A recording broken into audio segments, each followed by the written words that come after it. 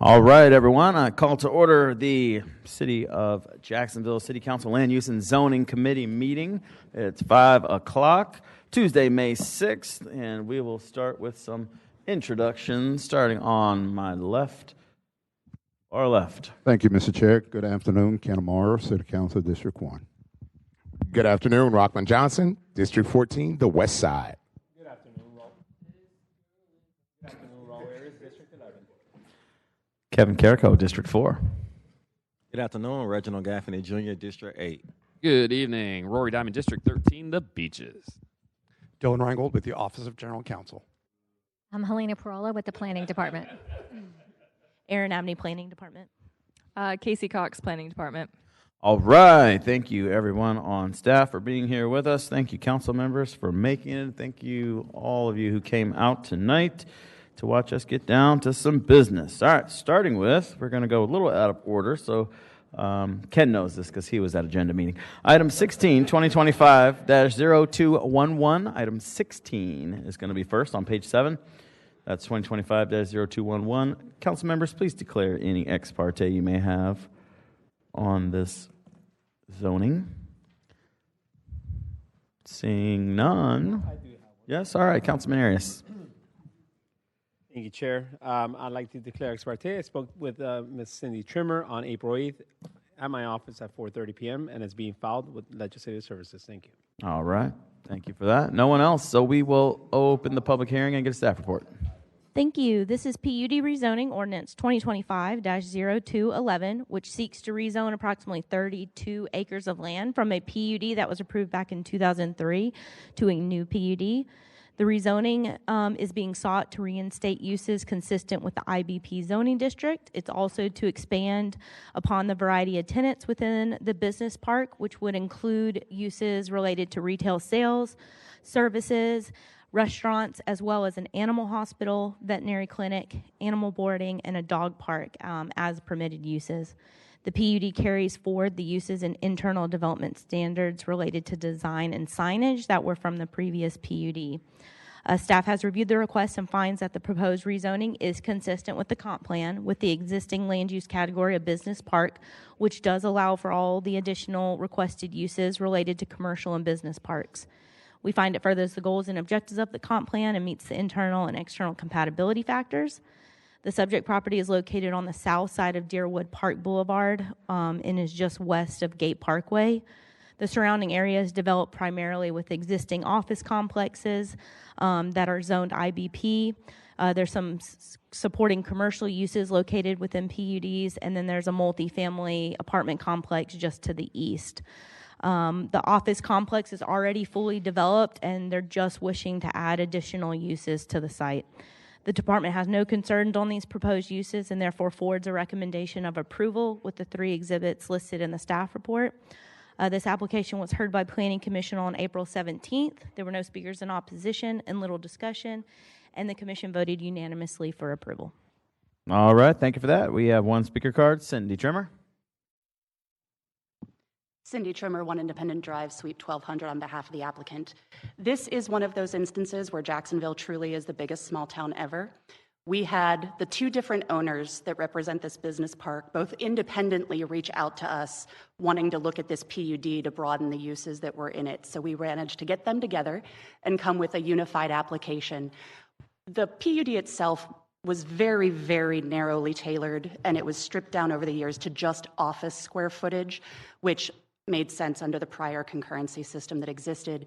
But the 2 new owners of the site really want to work on bringing back those IBP uses that would have been available in the underlying zoning district so that they can focus on reinvigorating this business park and making it a design center. But then the back building in this 7-unit complex, so the U, the bottom part of the U, had a PUD amendment years ago to add childcare to the business park. That childcare facility is shrinking down its footprint. So in the remaining footprint of that building, we want to introduce dog daycare use. And I do have 2 representatives from Canine Resorts. This is going to be their first facility in Jacksonville. Jeff Daniels and Kevin Tennant are both available if you do have questions about that operation. But thus far, going forward, it's been very smooth sailing, no comments from the community, and adding the childcare and daycare use to the business park, we think will be a great fit and an asset to the community. So with that, I will pause and be available for questions. All right, thank you for that. I don't see anyone in the queue other than my friend Dr. Johnson. You're recognized. Mr. Chair, while I am certainly looking forward to tonight's meeting, I just want to congratulate Councilman Arias on having a really nice dog resort in his area. How cool is that? That's it. All right. To the man who loves dogs more than people, Rory Diamond. That's a fact. Well, so I have my dog like literally right here. So he's got a lot of intense questions about treat availability and the runs. Would also like to know about Giardia prevention as he is particularly susceptible. So if we can get that down, very important. Giardia? Oh yeah, we need conditions. Excellent. All right, I'm done. Thanks. By the way, can we table this so Cindy's stuck with us for the rest of the night? No seconds. All right, for the record, I think they're joking. Okay, no one else is in the queue, so we will close the public hearing, bring this back to committee, and entertain a motion. I have a motion and a second on the bill. I have no one in the queue. Please open the ballot and record your vote.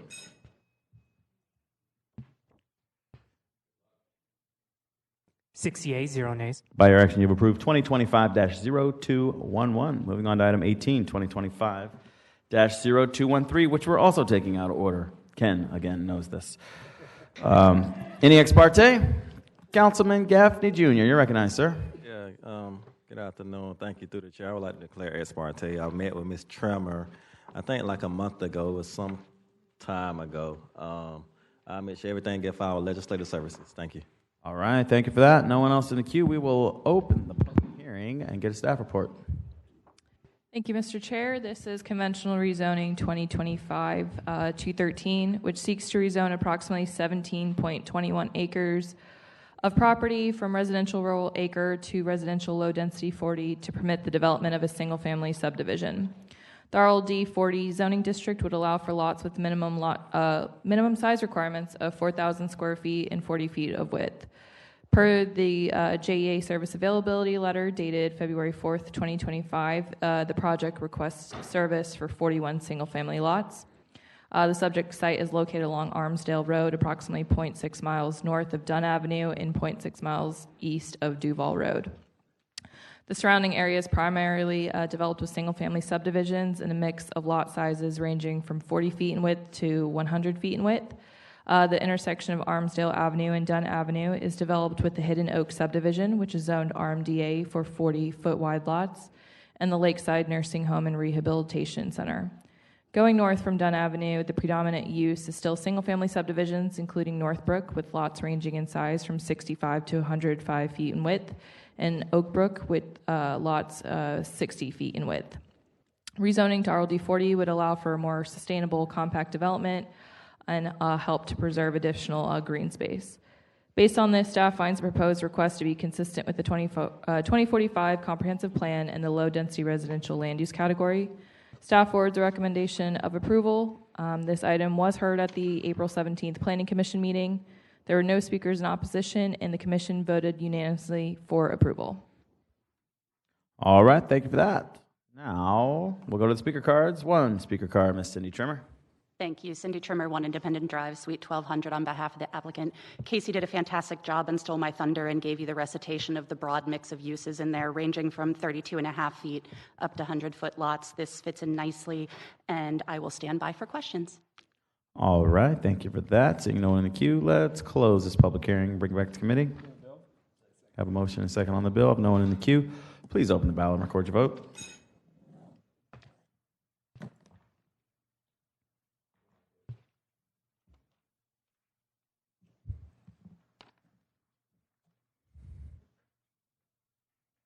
Six yeas, 0 nays.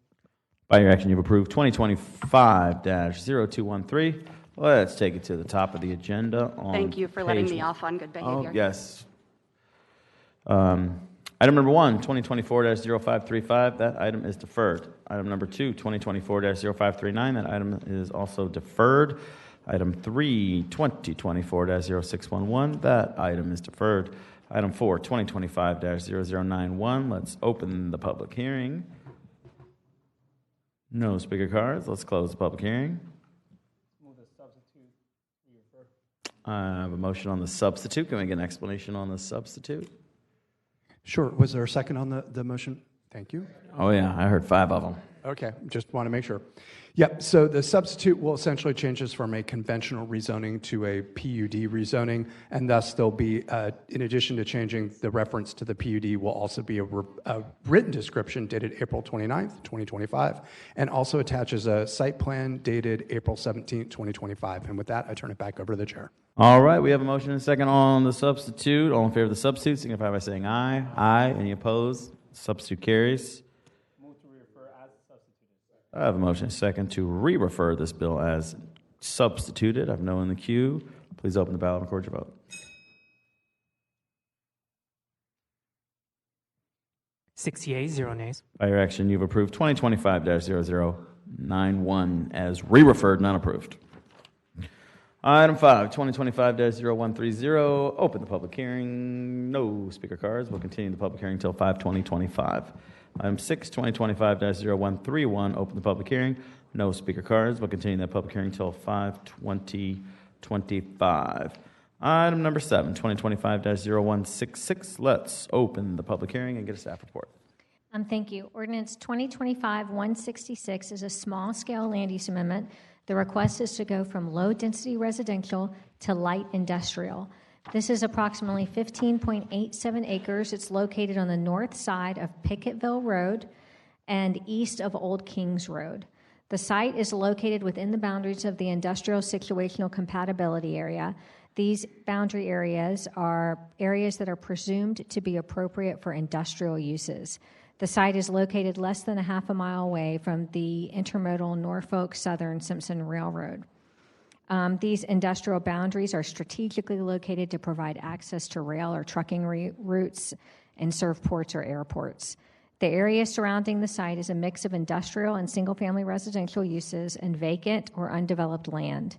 North of the site is land in the low-density residential land use category with a few single-family homes. The uncomplimentary land use buffer required by the zoning code between this proposed industrial use and the residential uses will provide a transition of uses and minimize the impact to the residential properties. This uncomplimentary buffer will also protect the sensitive Category 2 wetlands on site and will be over the coastal high hazard area that's on site. There will be no development in these areas due to the buffer requirements. This item was also heard by the Waterways Commission on April 10th, and they forwarded a recommendation of approval. North of the site is land in the light industrial category, which includes warehousing, office, car repair, rail yards, and there is heavy industrial northeast of the site for a mineral processing site. Immediately abutting the property to the south is the Westview Cemetery, and Picketville Elementary School is further west of this site. This is the development of an underutilized parcel. It is a logical extension of the abutting light industrial on the east and transition from the existing areas of light industrial and heavy industrial to the northwest and south. As previously mentioned, it's in an industrial situational compatibility area, which is presumed to be appropriate for industrial uses. So as outlined in the Planning Department report, we forward a recommendation of approval. On April 3rd, the Planning Commission had several speakers. 4 citizens spoke regarding the inadequate condition of the road. Along Pickett Drive, they seemed to focus on, which is north of the site.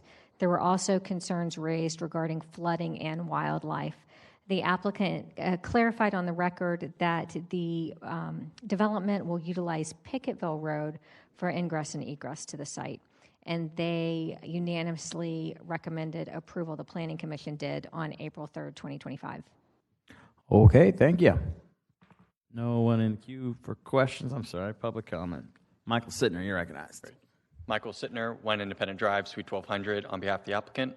This is a light industrial land use amendment at 5355 Picketville Road, which is in the northwest part of town in District 10, near the Pritchard Road and I-295 interchange. As you heard Ms. Parola say, that this property is in the industrial sanctuary, or in the industrial compatibility overlay, which is just a fancy term for it's the city's zoning overlay that encourages and protects industrial uses. The overlay was adopted in 2007, which I think was in a result to, at that time, there was a lot of residential uses or industrial land transitioning to industrial uses. and that was just what with the hot real estate market at that time, right before the housing bubble. And so at that time, the city thought it was wise to adopt this industrial overlay to protect smart, intelligent locations for industrial properties that are either currently designated or encourage residential properties to become industrial. And so when you have an application for residential into industrial, it's actually presumed to be correct. So that's what you heard from Ms. Parola. The property directly to our east is open storage. It's truck storage. The property to the south of us, it used to be an old landfill and has heavy industrial land use. And then just a few properties over to our other side on the west is also truck storage and zoned light industrial. That property was rezoned in 2016. So our application is essentially identical to the property just 2 parcels over to the west, except that our property actually abuts existing industrial properties. And then just to recap on the approvals. So the Planning Department has recommended approval, the CPAC recommended approval, Planning Commission recommended approval, and the Waterways Commission has recommended approval, mainly because there's, with that overlay, when you have an industrial use and you abut residential, there's a 150-foot buffer that we have to provide to ensure compatibility and consistency between the residential uses. So with that, I'm happy to stand by for questions. Thank you. All right, thank you. I have Councilmember Amaro in queue. You're recognized. Thank you, Mr. Chair. I just wanted to say I visited the property, and the zoning request is very compatible with everything else that's taking place. What I'm about to say is just additional commentary. Unfortunately, this side of Picketville Road has also become the ground zero for illegal dumping. So it would be very nice if this would have some ripple effect to where there would be some attention to the illegal dumping that takes place near that cemetery and the property in question. It's unsightly. And it's not my district, but it's a problem that needs attention. All right, thank you for that. No other speakers, so we will close the public hearing, bring it back to committee. I have a motion and a second on the bill. I have no one in the queue. Please open the ballot, record your vote. 6 yeas, 0 nays. By your action, you've approved 2025-0166. Moving on to item 8, 2025-0167. Council members, please get in the queue for your ex parte. I'll get started. I have ex parte communication to claim as I had a meeting today with Mr. Sittner in my office, just letting me know about this zoning on the agenda. If I had any questions, I mentioned that there were 2 neighbors that were concerned, but that Planning Department and Planning Commission approved unanimously, and nobody else. So we will open the public hearing and get staff report. This is Companion Conventional Rezoning Ordinance 2025-167, which seeks to rezone approximately 15.87 acres of property from RR Acre to Industrial Light to allow for industrial-type uses. The subject property is located along Picketville Road and located within the Industrial Situational Compatibility Overlay, which has identified land within the city of Jacksonville that may be suitable for industrial uses under certain circumstances. The surrounding area is primarily zoned industrial, with a few remaining parcels still zoned for residential. Due to the property being bordered on the east and north by residential uses, the property would be required to provide a 150-foot buffer along these property boundaries in order to protect the existing residential.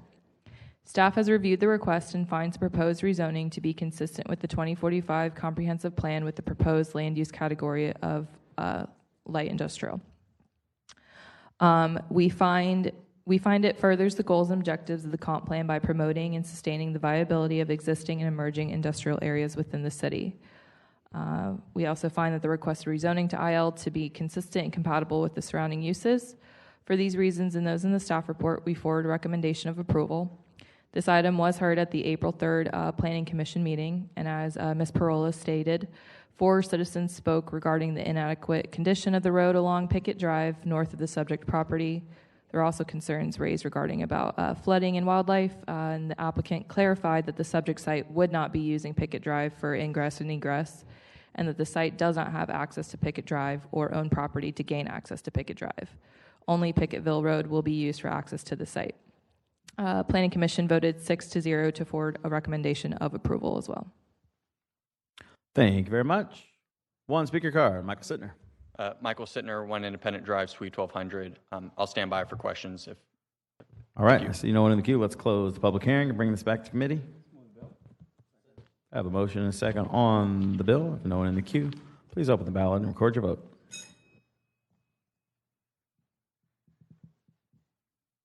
Yeas, 0 nays. By your action, you've approved 2025-0167. Moving on to item 9, 2025-0172. Open the public hearing. No speaker cards. We'll continue that public hearing until 6/3/25. Item number 10, 2025-0173. Open the public hearing. No speaker cards. We'll continue the public hearing until 6/3/25. Item 11, 2025-0176. Open the public hearing. We have no speaker cards. Continue that public hearing until 5/20/25. Item number 12, 2025-0177. This is marked for amend and re-refer, but we'll open the public hearing. And we have 2 speaker cards. First, we have Kristen Reed, followed by Steve Jarrett.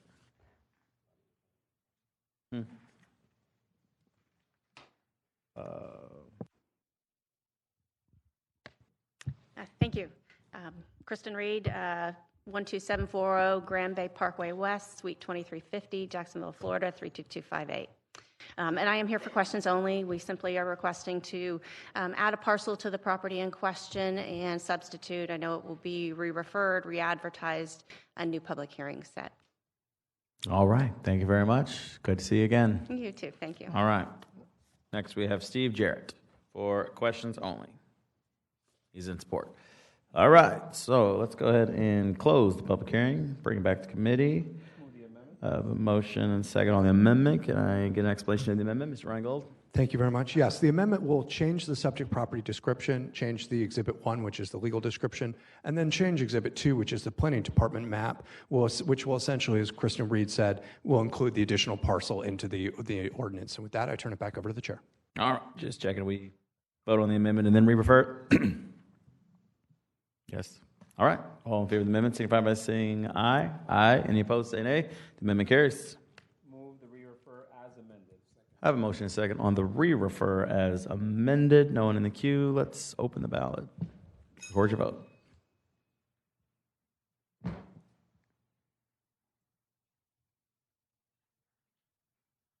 Yeas, 0 nays. By your action, you've re-referred item 2025-0177 as amended. Moving on to item 13, 2025-0208. Let's open the public hearing and get a staff report.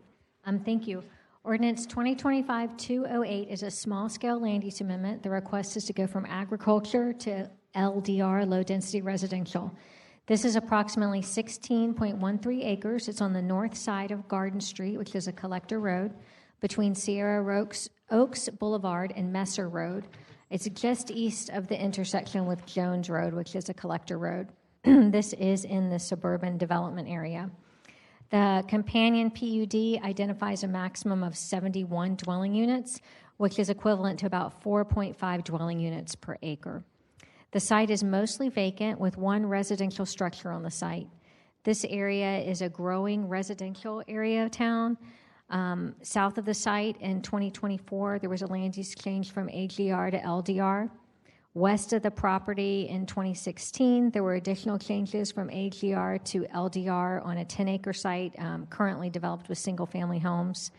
East of the site, there was a 4-acre parcel that was changed to neighborhood commercial, and that was in 2024. And southeast of the site, there is now an established single-family neighborhood in the LDR category. At the southwest corner with Jones Road, there are on each corner parcels that were recently changed to the community general commercial area. One of those parcels is approximately 33 acres. The area surrounding the site is in the AGR and LDR categories. There is central water and sewer that is available to the site. This is on a collector roadway.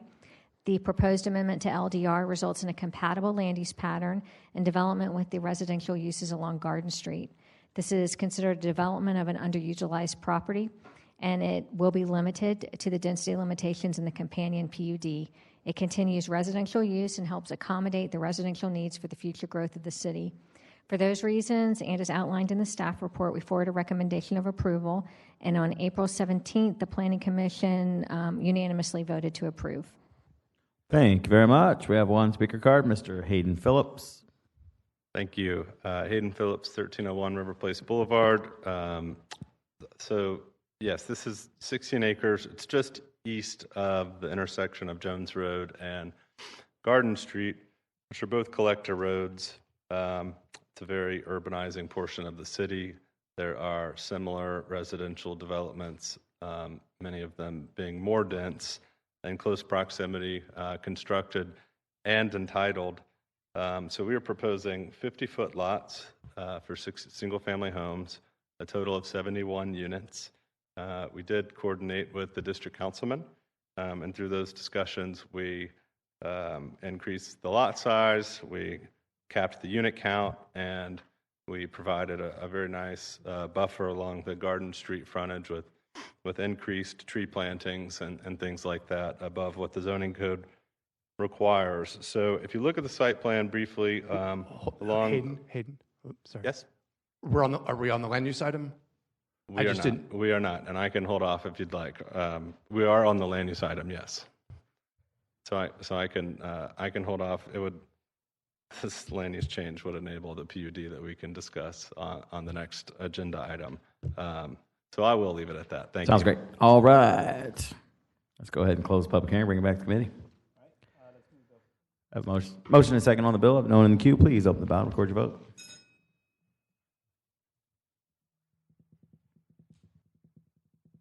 Six yeas, 0 nays. By your action, you've approved 2025-0208. Moving on to the companion, item 14, 2025-0209. Please declare any ex parte communication you may have at this time. Seeing none, let's open the public hearing and get a staff report. Thank you. This is the companion PUD rezoning, ordinance 2025-0209, which seeks to rezone approximately 16 acres of land from agriculture to a PUD. The rezoning is being sought to allow for a maximum of 71 single-family dwellings. The PUD proposes development that meets the RLD 50 zoning requirements, which is a minimum lot size of 5,000 square feet and 50 feet in width. Staff has reviewed the request and finds that the proposed rezoning is consistent with the comp plan, with the land use category of low-density residential, which would allow for a maximum density of 7 units per acre. The proposed development is closer to a density of 4.5 units per acre. We find it furthers the goals and objectives of the comp plan and meets the internal and external compatibility factors. The maximum permitted height is 35 feet, with the lot that is directly or closest to the single-family subdivision to the north would be limited to 1 story. Additionally, along the Garden Street frontage, the development will provide a 25-foot wide landscape buffer containing a visual screening, a minimum of 85% opaque, and a minimum height of 6 feet. It'll also include a berm, which is 2 feet in height, and 1 tree for each 15 linear feet of required buffer strip. The subject property is located on the north side of Garden Street, which is classified as a collector roadway. This portion of Garden Street between Jones Road and Imison Road is currently operating at 19% capacity. This portion of Garden Street is primarily developed with single-family dwellings with lot sizes ranging from 5,000 square feet up to acre-sized lots. These would be the 2.5 acre sizes. The Highland Chase subdivision, located approximately a half-mile west of the project, was rezoned to a PUD permitting RLD 50 size lots. That was done in 2018.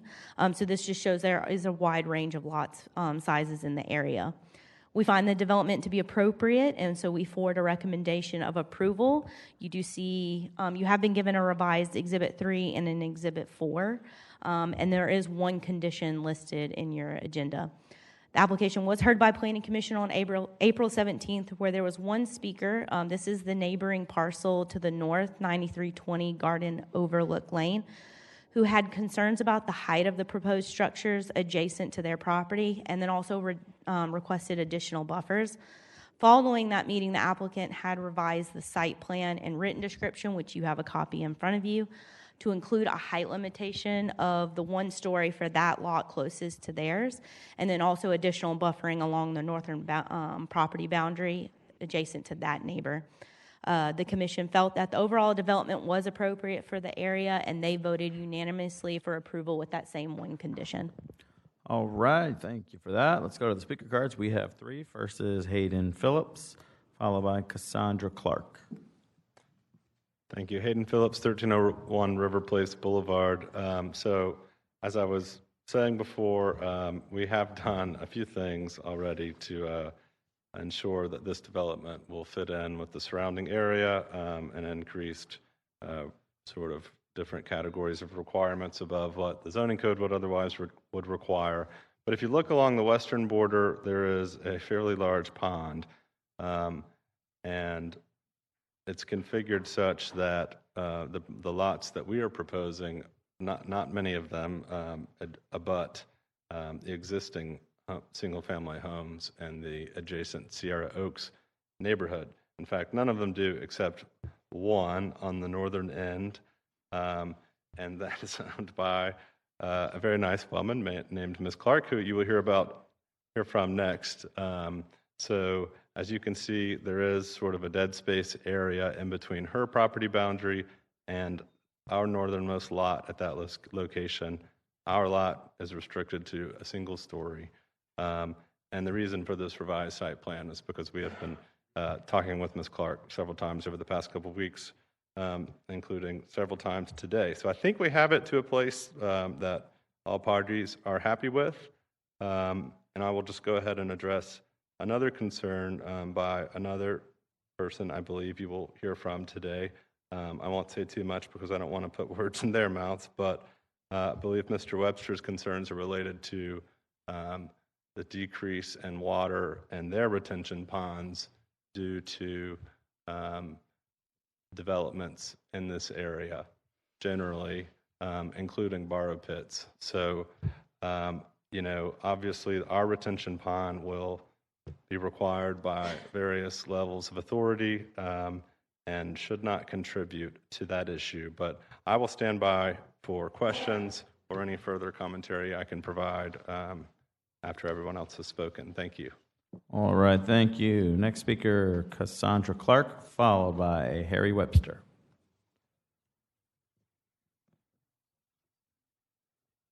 Hi, I'm Cassandra Clark at 9320 Garden Overlook. I did look at the revised plan, and I am okay with the single-story lot and the dead space behind my home. I just wanted to make sure that there will be nothing there at the dead spot, or as in just keeping it where it is. So I just spoke with Mr. Phillips, and he assured me that that's just a dead spot and there will be nothing there. So I just wanted to make sure there's not going to be no lift station, because I see that it's off maybe 2 lots across from it. So I just wanted to get some clarity to make sure that that stays the dead spot. And that also, we did talk about the pond would be fenced in, and he assured me that that pond would be fenced in. All right, I'll call him back up after the last speaker, and Okay, I will have him address all those concerns and make sure that it is what it says it is. All right, Mr. Harry Webster. Good evening. My name is Harry Webster, 8164 Sierra Oaks Boulevard here in Jacksonville. So my only concern that I have is I live on Sierra Oaks Boulevard, which is going to be parallel to this new subdivision that they're talking about putting in. Our ponds, we have 2 ponds in the front when you first enter our subdivision. In both of the ponds, there's fountains that shoot the water up, of course. Ever since Eden Garden put in their big pond or lake, whatever you want to call it, they dug it. Well, every year since then, during the summer months, like even right now, the ponds are so low, we've had to turn the fountains off because we're not getting enough water. So my concern is, if you see on the plans, that they're getting ready to put in this huge pond. When you first enter into the new subdivision, 1, 2, 3, 4 houses, and then the pond that's going to run parallel to the homes on Sierra Oaks and back to, what's the name of your street? Garden Overlook. So I guess my concern is if I don't have any water in my ponds hardly now, what's going to happen when this is a huge pond that wraps around our Sierra Oaks subdivision and those houses in the back. So if I don't have any water now, my concern is what's going to happen when they put that in. Are we going to be, now we're just going to be down to dirt and we won't even be able to use our ponds unless we have a hurricane and we get a lot of water? That's usually what has been happening over the past 3 years. So really, that's really my issue or my concern, if you will. I'm just, wondering what is going to be the resolve for that. I've actually called the St. John's Water department or whatever, so I'm supposed to be meeting with somebody, I think by the end of this week or sometime next week, for him to come out and see exactly what I'm talking about. And so I don't know, I think there should be some sort of resolve. I don't understand how this even happened. This hadn't happened until Eden Garden put their pond in, and then ever since then, for the last 2-3 years, we've had this issue. So that's my concern. Thank you for your time. All right, thank you. Mr. Phillips, if you could come up and address some of those concerns, and then we have Councilman Amaro on the queue after. We'll hear you out first. Of course, thank you. Hayden Phillips, 1301 River Place Boulevard, so I will do those in order. I can certainly assure Ms. Clark that no house will be located in that space between our first lot and her property boundary. No lot is shown on the PUD site plan, and if this is approved, this will be the controlling zoning on the property, and we will have to abide by it. I even added a label earlier today that says, "No house here." If we did want to sneak in a lot at that location, it wouldn't even meet the minimum lot size requirements in the PUD. So a house will not go in that location. Regarding Mr. Webster's concerns, that is what I was expecting him to speak on. I would certainly encourage him to continue those discussions with the Water Management District. They might have more insight than me. We talked right before this, and I was describing that usually water concerns it's the opposite. People are worried about flooding, but it sounds like maybe the flooding would be welcomed in this situation. I suspect it's due to the borrow pits that have recently been constructed in this area. But as I said before, we will be required to do this pond, and we do not want to make a pond any larger than we have to. And so I do not think our project would contribute to the issue that they're having on theirs. I suspect it is unique to their property. Happy to answer any questions anyone has. Thank you. Councilman Amaro, you're recognized. Thank you, Mr. Chair. Perhaps a question for the Planning Department. Mr. Phillips just says we're required. I'm just curious as to who makes that requirement and who determines the dimension of these ponds as to the size and the necessity of them.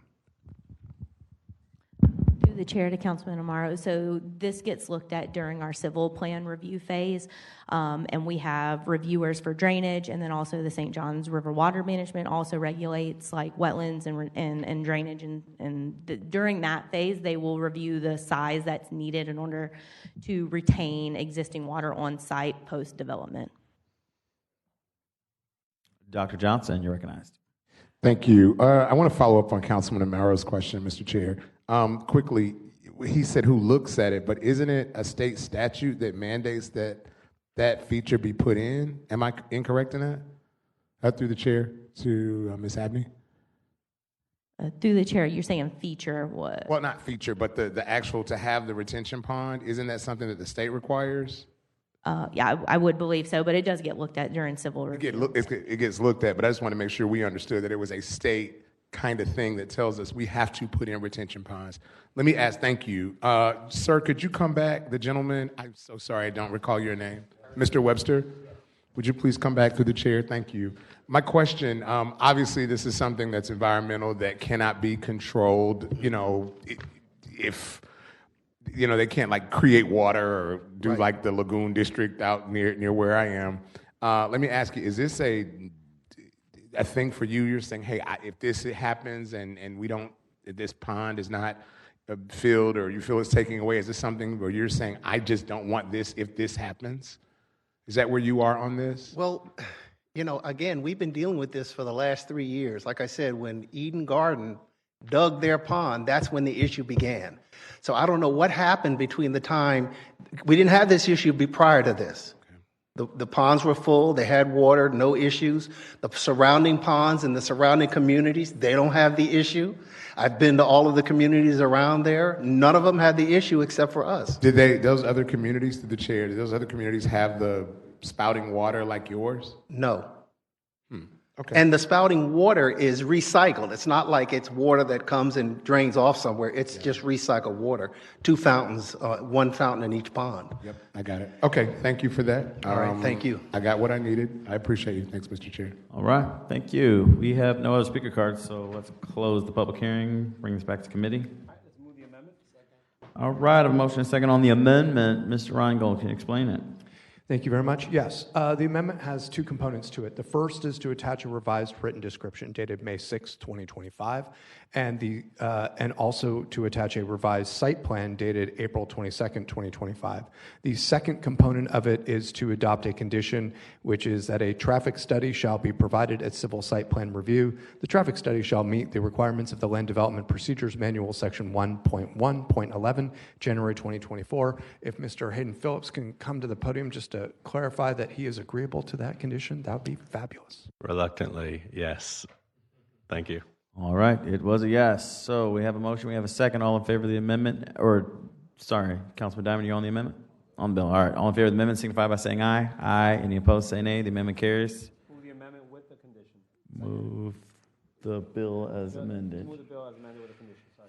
All right, Councilman Diamond, we do have a motion and a second on the bill as amended. Yeah, no, I'm supporting it. I feel like I finished my time on LUZ. I filled out my bingo card because I've never heard someone complain that there's not enough water in my entire life on the committee. I understand the issue with the fountain, but that's a totally new one for me. Absolutely amazing. I get that they want water, but you can fill up a pond.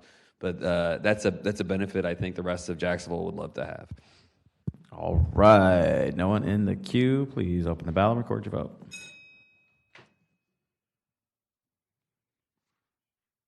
Six yeas, 0 nays. By your action, you approve 2025-0209. Moving on to page 7, item 15, 2025-0210. Please declare any ex parte communication you may have at this time. I received a phone call from Mike Hersberg about this property as it's in my district, just letting me know that they were looking at converting the old Haskell building into a school, and I expressed that there weren't a lot of residences around there, and hadn't heard anything from my constituents, and we will get that filed. I believe it was about 3 weeks ago, Jackie Lee. So let's open the public hearing and get a staff report. Thank you. This is PUD rezoning ordinance 2025-0210, seeking to rezone approximately 6.8 acres of land from industrial business park to a PUD. The rezoning is being sought to add the use of a public, private, and charter school to the permitted uses by right. The development plans include converting the existing office building for a proposed school with possible future building expansions. Staff has reviewed the request and finds that the proposed rezoning is consistent with the comp plan with the existing land use category of business park. The proposed uses include the school are secondary uses within the BP land use category. We find it furthers the goals and objectives of the comp plan by ensuring that the type, rate, and distribution of growth in the city results in compact, compatible land use patterns and discourages urban sprawl. The proposed PUD intends to redevelop an existing office building to be used for a charter school. Adaptive reuse of the site will minimize urban sprawl and increase effective use of existing infrastructure and services within the area. We find it meets the internal and external compatibility factors, and as demonstrated on the site plan, the proposed traffic circulation will be used via Salisbury Road and Corporate Center Parkway. The site plan also indicates that there will be approximately 3,000 linear feet of vehicle stacking for the proposed school.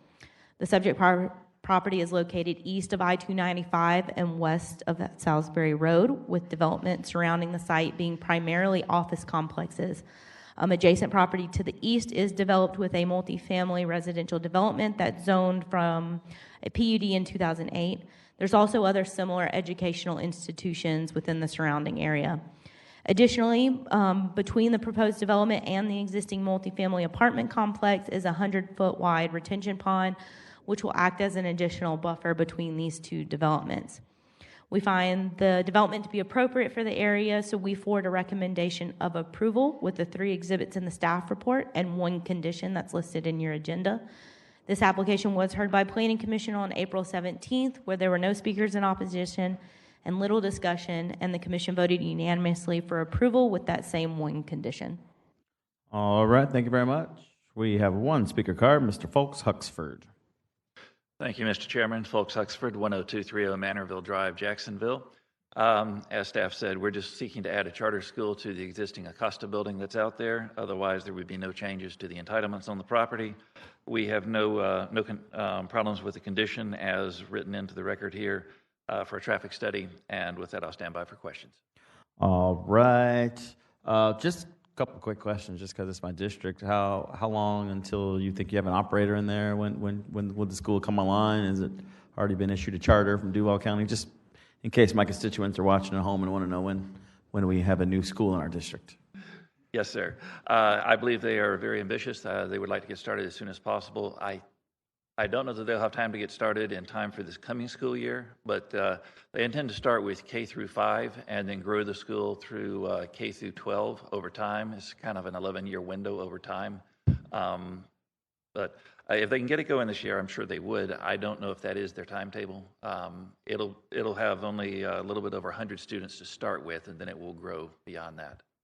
All right. Well, mental note, we'd love to meet the operators, my ECA and myself, just so we can be familiar with them and see what's coming to the district. Yes, sir. We do have a question from Councilmember Arias. Thank you, Chair. Mr. Huxford, is the school, are they operating at all in Jacksonville or anywhere in the state of Florida? Through the chair to Councilman Arias, they are affiliated with the charter schools that go by the name Science Academy, like River City Science Academy. It is River City Science Academy, or it's not? It's my understanding that they are affiliated with the entities that operate those types of charter schools, but I don't know that it is specifically the same as the River City. Okay. Yeah, I just want to, charter schools, I have a couple in my district, and while I love and support charter schools, sometimes they bring unwanted traffic issues to neighborhoods. And so I asked that question because I want to know how good of a neighbor they are to other cities or in Florida or here in Jacksonville, because the last thing I want is for, it's not my district, but the last thing I want is for our vice president to be bombarded with emails because of traffic patterns and delaying and all that kind of stuff. So just curious to know who the operator is going to be. You don't have a name at all for the operator? No, sir. I don't have that level of specificity. I can get that and forward it to you before the council next week, though. That'll be great, yeah, before I take a vote, because like I said, I like to know who I'm getting in bed with, I guess. In this case, right now, I don't know who it is. So I don't know if they're a good operator or not. So thank you. Too easy, man. All right, no other questions. So we will close the public hearing and bring it back to committee or the bed. Bring it back. We have a motion and a second on the amendment. Mr. Rangel. Thank you very much. The amendment adopts a condition to the PUD. This will be a traffic study shall be provided at civil site plan review. The traffic study shall meet the requirements of the Land Development Procedures Manual, section 1.1.11, dated January 2024. And I heard Mr. Folks Huxford already agree on the record that he was good with the condition. And with that, I turn it back over to the chair. All right. Thank you for that. And he does agree. So all in favor of the amendment, signify by saying aye. Aye. Any opposed, say nay. Amendment carries. We've got a motion and a second on the bill as amended with the conditions. There is no one in the queue. Please open the ballot and record your vote. 6 yeas, 0 nays. By your action, you've approved 2025-0210. We already took up item 16. Item 17, 2025-0212. Let's open the public hearing. We have no speaker cards. We'll continue that public hearing until 5/20/25. We already took up number 18, so let's go. Yes, sir. Which one? On item 17? Yes, Councilman Dr. Johnson is going to put his ex parte on the record for item 17. Thank you, Mr. Chair. Just want to declare and get it out of the way. On 4/18, I got a text from, for 2025-212, I got a text from Akia McDaniel, and then I spoke to Josh Cockrell and the owners of this property that are trying to do the rezoning. I was at an event in public at the Legend Center on 224 that evening at 6:30, and those documents have been filed with the Legislative Services. Thank you. All right, thank you. So back up to item 18 was already taken up. Item 19, 2025-0214.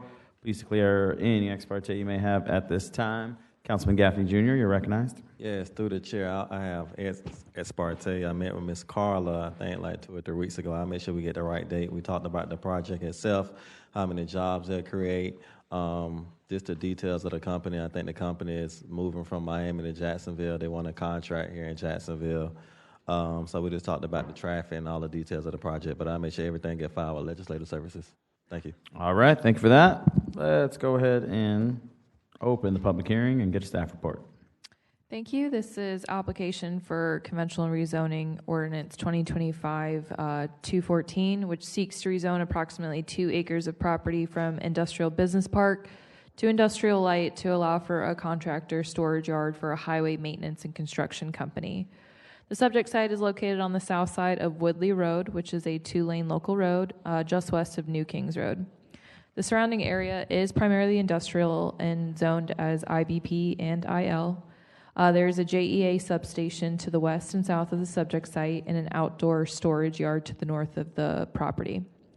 2 of the properties to the north were rezoned from agriculture to industrial light in 2019 and 2020 under ordinances 2019-115 and 2020-716.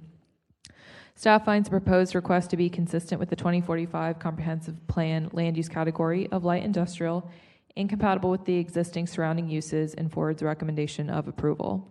This item was heard at the April 17th Planning Commission meeting. There were no speakers in opposition, and the Commission voted unanimously for approval. All right, thank you very much. We've got one speaker card, Carla Bari. Good evening. Carla Bari, you have my address on file. I'm with Berkshire Hathaway. I represent the buyer. It's a highway guardrail company that will be supporting FDOT projects in Jacksonville. And as Councilman Gaffney said, they'll be bringing about 25 jobs to our city. There's going to be more land there. They'll be rezoned to light industrial. It's all light industrial. This is a fabulous company coming from South Florida. They're already here, and this is to support their guardrail business and their equipment, etc. I'd like to also just make a quick comment to Dr. Johnson when he was mentioning about the retention. The FDET, the Florida Department of Environmental Protection, is the one that looks at those civil plans for the retention ponds. And in 2026, retention ponds are actually going to be doubled. All right, Thank fun you. fact from Berkshire Hathaway.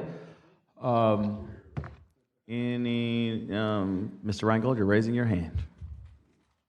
Through the chair to the speaker, have you filled out an agent authorization form or filed one? Yes. Oh, you did? Great. I yes. just didn't see it in the application materials. Yes, it was at the very beginning. All right, no one else is in the queue. Let's go ahead and close the public hearing. Bring this back to committee. All right, let's move the bill. I have a motion and a second on the bill. Councilman Diamond.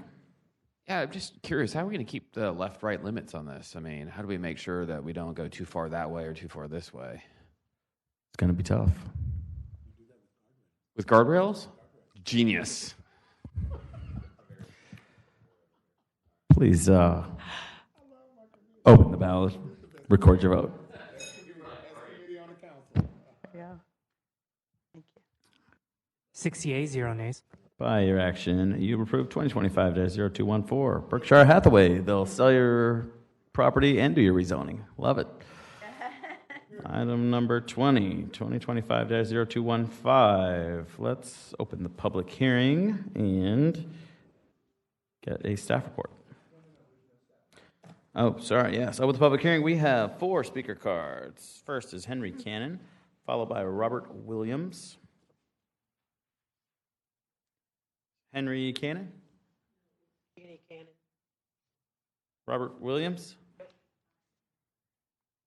We do have Jenny, and we have Andre. All right, who's going to speak? Come on down. Just state your name and address for the record. Hi, my name is Jeannie Cannon. I live at 13410 Dunn Creek Road. They're planning on building a subdivision behind us, and I'm concerned about when they go in to bring in dirt and everything else, it's going to cause flooding. Last year we had 18 to 19 inches. None of us could get out of our driveways. I reported it to our city councilman in our district, and he said he was going to turn it over to somebody that could take care of it. We've heard nothing. Of course, we've had no rain, but I'm concerned that when they build this complex behind us, that it will flood us, and I would like to know who would be responsible for my property flooding. My concern is also the traffic that it's going to put out on Dunn Creek Road. We already have First Coast High School there, so I'm concerned, and there's 3 or 4 intersections there that come together that we cannot see because of electrical boxes or telephone boxes. It's just going to make our roads worse. Our roads are bad now. I've called 3 times to get holes repaired on Dunn Creek from all the traffic. My concern is, it's going to damage my property. So who would I go to if my property got damaged by the flood? And what do we need to do to get our roads fixed and to solve this problem? I would start with your district council person, Mike Gay. Yes, Mike Gay. Yep. I've talked to Mike, and he said he was going to hand it over to somebody that would take care of it, and we've heard nothing. In fact, he came out to my house where my ditches were overflowing onto Dunn Creek, and he saw that there was a problem. So we don't know what to do. We just would like to know who we need to talk to if our property gets worse or it gets damaged. I've got someone from the mayor's administration here who represents all the city departments. He will be happy to speak with you in the green room. Okay.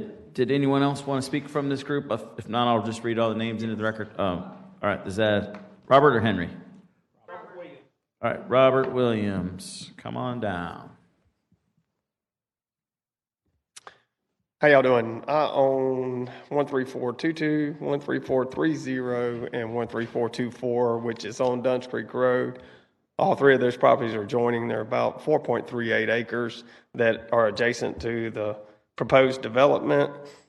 I also have the same concerns. The water travels from Dunns Creek west, and Dunns Creek being the high part of the road, and water travels from Dunns Creek to the west. So it crosses our property. There's about a 3.5-foot drop in elevation from my back property line from the city street.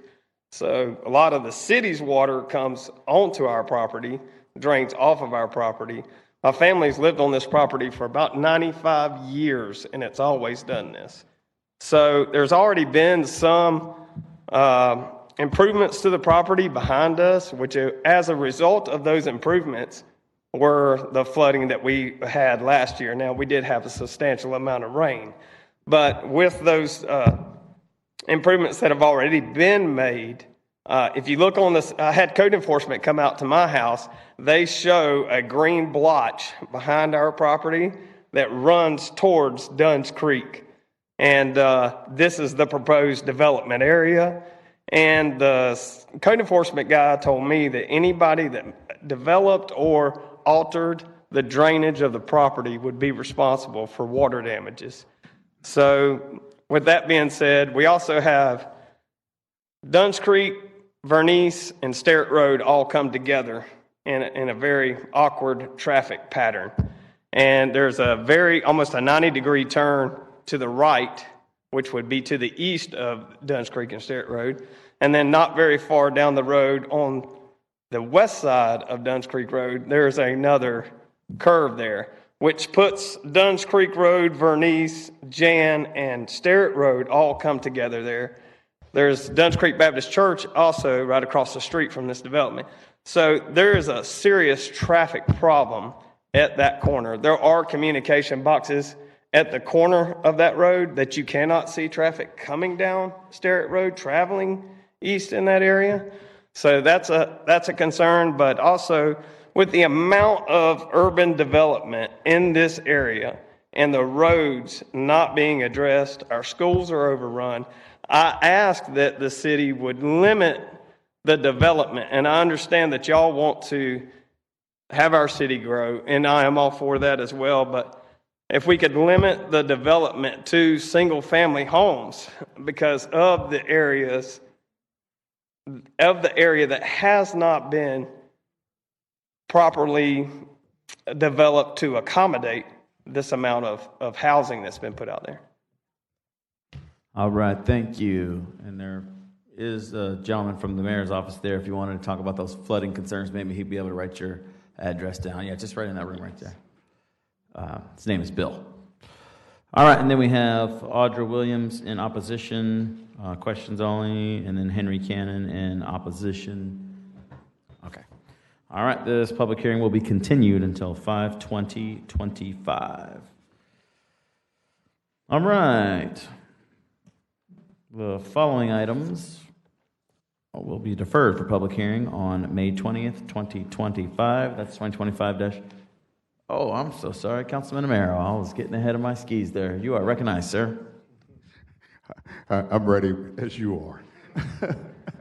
Through the chair to the planning department, it's I'm listening to the concerns expressed here, and I had a question out of curiosity. When you're doing these site review and the developer is changing the elevation by improving the property for development, are there guidelines as to how high they can go and things of that nature as to how they may impact just by changing elevation adjacent properties and remedies? Are those engraved or memorialized somewhere in statutes or anything like that?